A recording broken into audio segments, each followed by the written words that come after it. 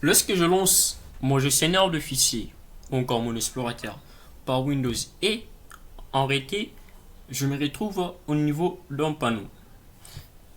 Ne connaissons pas comment est-ce que ces panneaux se retrouvent ou les différents éléments qui en constituent, mais en faisant tout justement Windows plus E, nous avons tombé sur cette page qui est la page d'accueil de mon explorateur. Mais regardez cette spécificité, vous voyez que parmi tous ces boutons, il y a que celui-ci qui est en surbrillance. Je referme, je vais le lancer à travers barre de tâches. Également, vous voyez exactement ce qui en est le cas. Ce qui veut dire lancer l'explorateur par barre de titre ou encore par le raccourci Windows et vous tombez sur cette fenêtre. En réalité, ça, c'est juste une interface d'accueil. Dans cette interface d'accueil, on voit différents éléments en ayant des éléments en commun, mais cette interface qui s'affiche à un endroit spécifique tout en vous indiquant le dossier fréquemment ouvert ainsi que le fichier que vous venez d'utiliser récemment.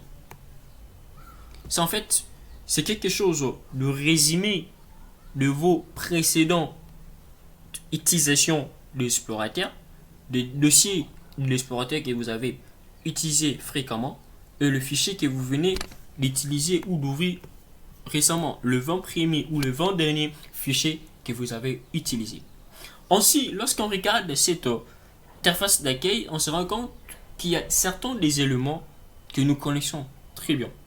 Parmi ces éléments, les trois boutons, je ne vais pas en expliquer.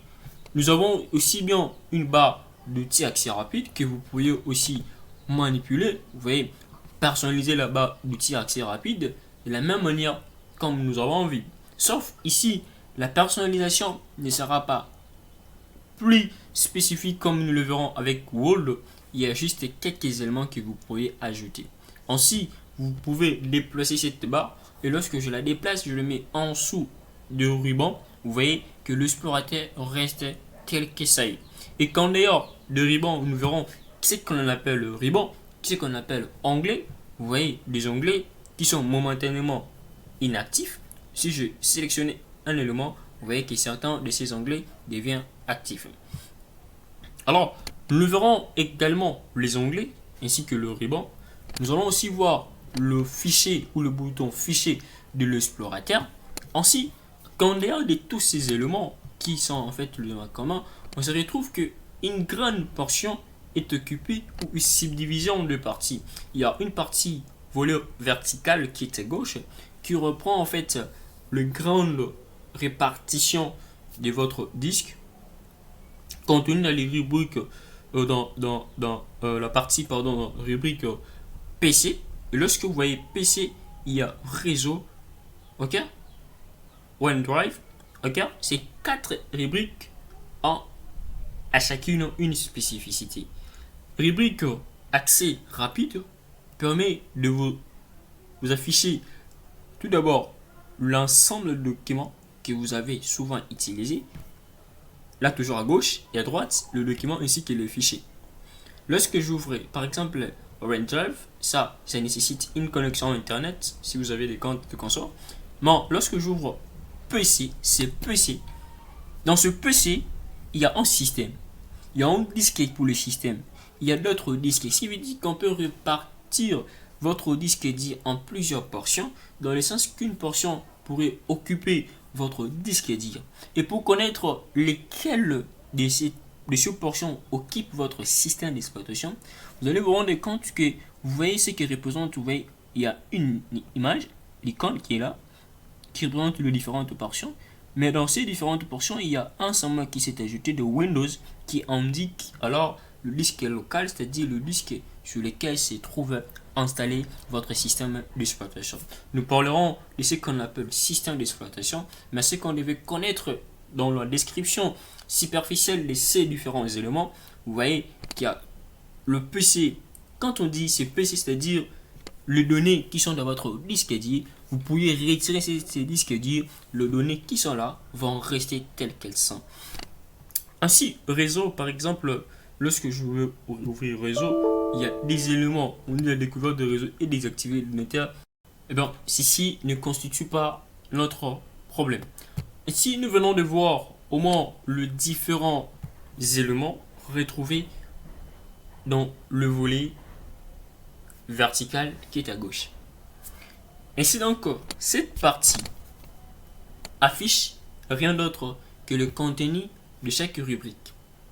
Si je active accès rapide, ça m'affiche le document qui a été récemment ouvert et le fichier que je venais d'utiliser récemment. Je peux cacher. Ok.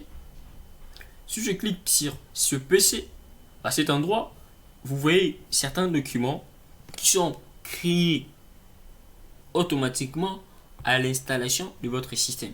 Vous voyez le disque ayant votre système d'exploitation et les différentes portions qui sont faites le disque. Pour connaître le disque ou encore chaque disque a un nom.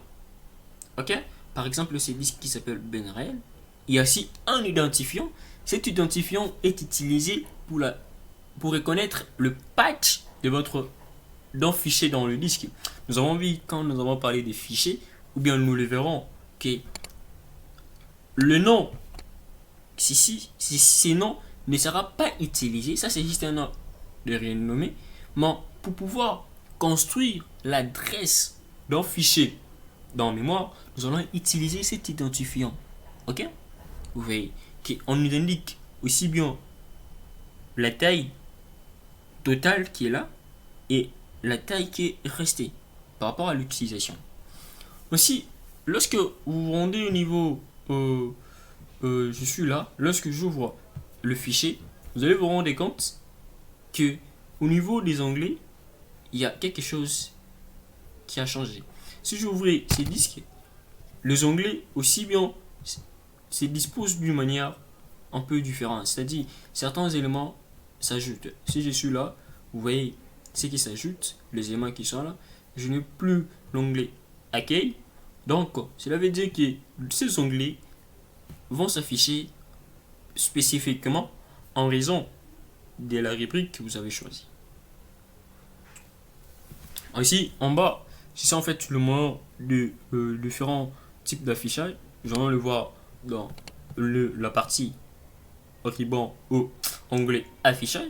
Mais en ce qui était la partie que vous devez connaître exactement ce que c'est l'explorateur, je ne m'en permets pas de finir cette partie sans pour autant parler de ces deux boutons qui me permet à revenir à une action ou à une situation d'avant. Ça se rétablir, ok, suivant. Par exemple, je suis là, ok, j'ouvre ces disques, j'ouvre celui-ci. Je venais d'exécuter des actions, je dirais même 3. La précédente, c'était ouvrir le disque B. L'actuel, c'est ouvrir le dossier photo dans le disque B. D. Ok. Et la première, c'était de me retrouver au niveau du PC.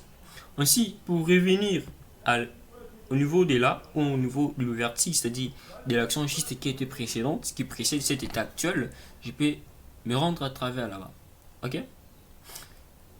Si revenir au niveau des photos, je peux l'utiliser là. Il y a aussi un moyen d'utiliser le raccourci. Alors, avec le raccourci, si je fais Alt, direction, cette direction, au lieu de cliquer, je fais Alt, direction, je suis en train de revenir en arrière des actions effectuées. Si je fais Alt, direction, qui va vers la droite, je rétablis. Ok, right, ça. Attention, il faut le faire en même moment. Ok, vous voyez, Alt, right, je rétablis.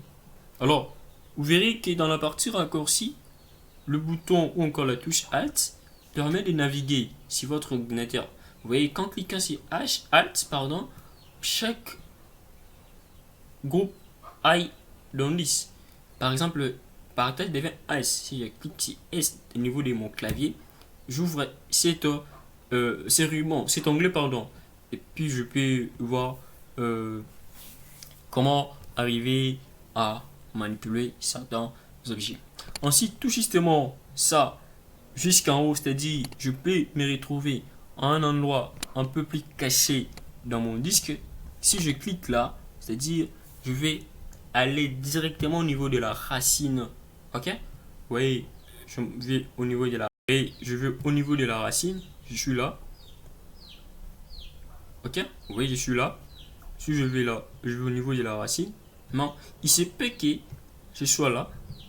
Ok, quand je vais au niveau de la racine, vous voyez la racine. Ok, cette fois-ci, ça ne renvoie pas au niveau du disque D, mais de la racine en fonction de ma localisation. Ok, donc le parent hiérarchique. Et si c'est ça qui permet de vous montrer l'adresse de votre position ou de votre situation actuelle dans le disque. Vous naviguez dans le disque, mais vous êtes arrivé à quelle adresse exactement dans votre disque. Vous pouvez aussi bien le faire à partir de là. Aussi, il y a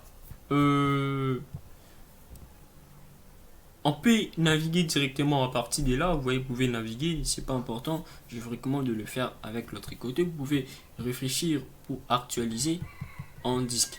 Ainsi donc, vous pouvez rechercher. Ok, vous voyez comment est-ce que je peux rechercher. Ce que vous devez connaître, lorsque vous êtes dans un disque, vous recherchez quelque chose, ça sera uniquement au niveau de cette portion. Mais lorsque vous êtes au niveau de ce PC, c'est-à-dire dans toute les portions de votre disque, vous pourriez rechercher par exemple je suis. Vous tapez le nom de votre fichier, vous validez. Ok, il se peut que ça ne tienne pas, vous reprenez le même exercice, ça va tenir. Vous voyez que c'est très simple. À présent, nous allons voir les différents onglets constituant cette partie encore, cet explorateur.